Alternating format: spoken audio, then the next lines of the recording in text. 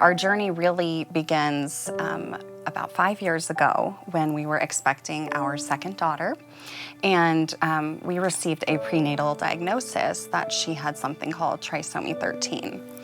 And it's a lot like Down syndrome in some ways, in that it's a duplication of a chromosome, but it's also tends to be very bleak with a poor prognosis. We prayed a lot during that time, and one thing that we really clung to is that her days were in God's hand. And so we obviously prayed we would have a lot of those days and that we would have a lot of time with our little girl. And so we were definitely elated when she was born and we got to bring her home and we saw her begin to thrive. But we also then came to realize that our life would be a lot different than we expected. We kind of had been prepared for so long for her to pass away that then we were figuring out what life would look like for us. And one thing that was a source of sorrow for us during that time, when there was so much joy because of how well she was doing, is that we could not attend church together as a family. To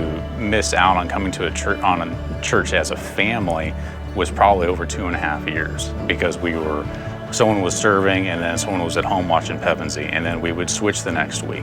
And so that challenge of just constantly wearing on you of when do we get to go to church as a family. I went on Facebook and I was part of a special needs family community, and I had posted asking about if there were any churches that had a special needs program.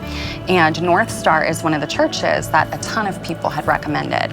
And I remember coming on the website and looking it up, and I saw that you guys had hosted the Night to Shine, and I thought, this is obviously something very near and dear to the heart of North Star, the special needs ministry. And so we talked a lot about it, prayed a lot about it, and it was then that I called you and we had that conversation. And we watched a couple of Pastor Mike's sermons online as well, and then after talking with you, it just solidified in my mind. I knew, I was like, this is where God is taking us. I remember getting that phone call and y'all coming that day. You came and met me on a weekday, and I kind of walked you guys inside and showed you around, and it's just always so refreshing for me to meet a new family that is coming and wanting to check things out. And you know, it's definitely always my heart that like this place would feel home right away, and that it would feel welcoming, and that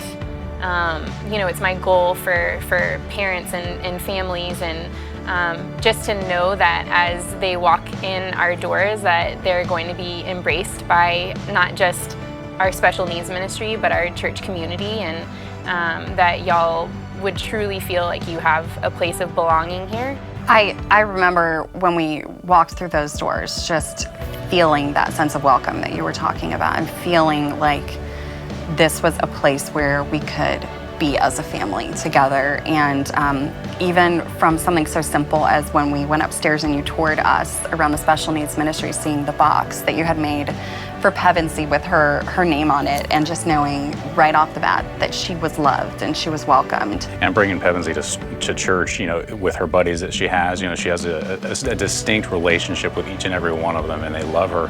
And, you know, she's just incredibly fun to be around. You know, she has her ups and downs, but no matter what, we know coming to church that her buddy is going to take care of her, and that we can go into the main service and truly experience, you know, what we've been missing. Mm-hmm.